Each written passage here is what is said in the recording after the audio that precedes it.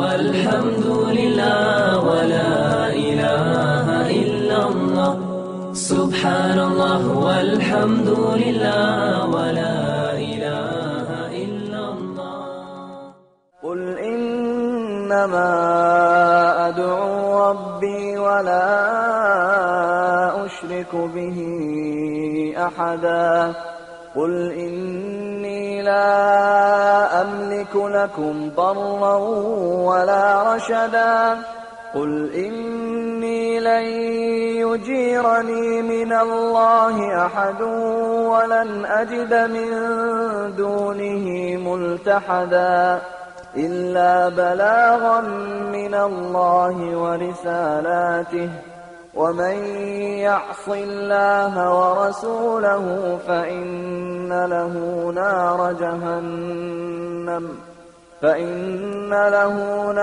جهنم خالدين فيها أبدا.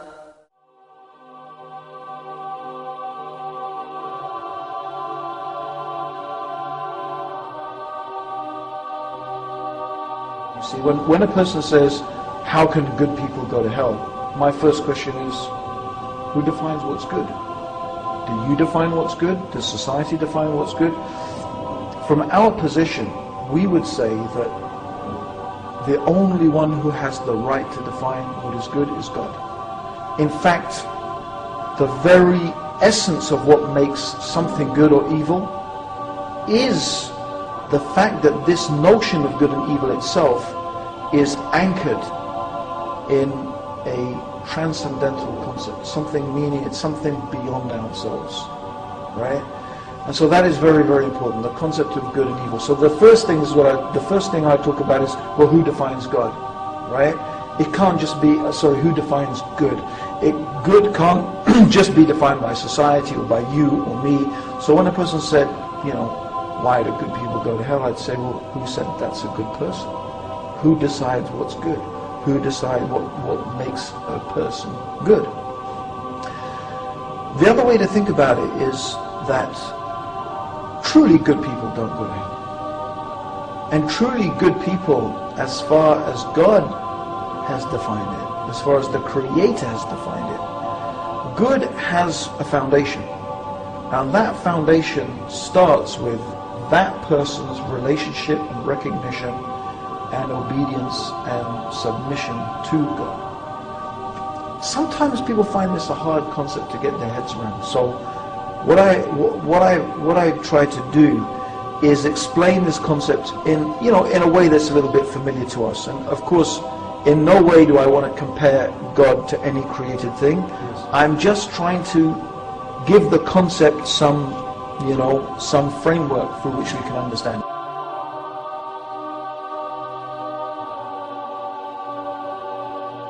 I want you to imagine, right, Eddie, you're a sort of journalist, right?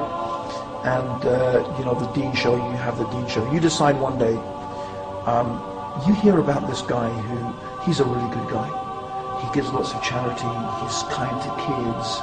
He's good looking like me, and like you, and all the, I don't know, whatever, right? Whatever you think, this guy is a great guy. Yeah. But this guy keeps on saying bad things about his parents.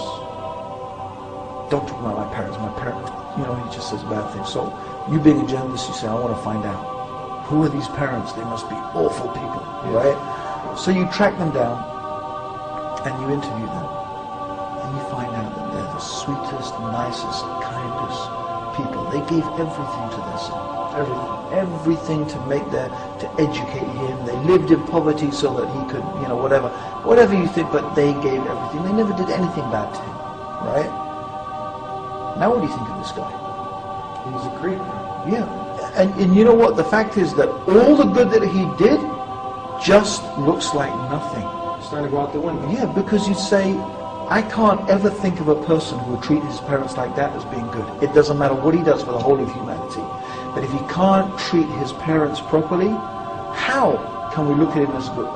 Because there are some things that are so bad, so good that you do. And that's how we should look at a person who denies God, who abuses God, who considers something in the creation to be equal with God. This is so insulting and so abusive and so denying the reality of God. And in reality, God has more right to be loved, more right to be worshipped, more right to be respected than even your own parents. I mean, God gave you your parents, right? So this really emphasizes the point that you can do something that is so bad that it outweighs all the good you can do. And that is what shirk, or making partners, or making equals, denying God, denying God's prophets, denying His religion, turning away from God. In the eyes of God, it is so bad that whatever you do outweighs the evil of making partners with God, of denying God, outweighs whatever good you can do.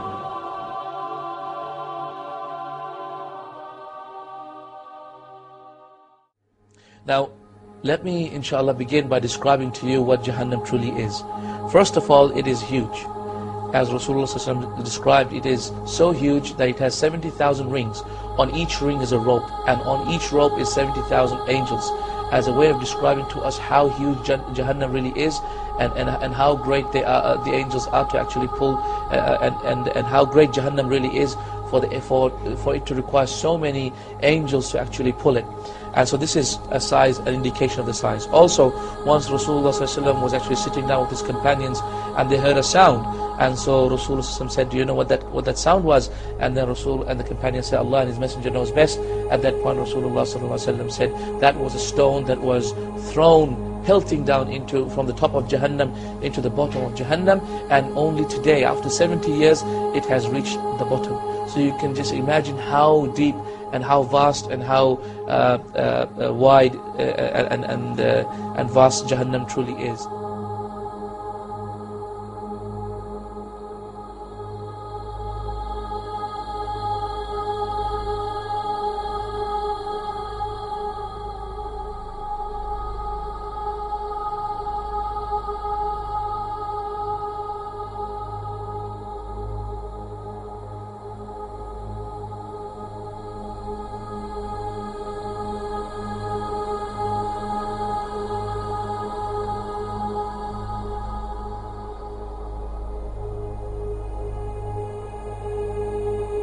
Also, we find that Rasulullah ﷺ had also described to us that the disbelievers in Jahannam will be made huge, meaning their bodies will be actually expanded.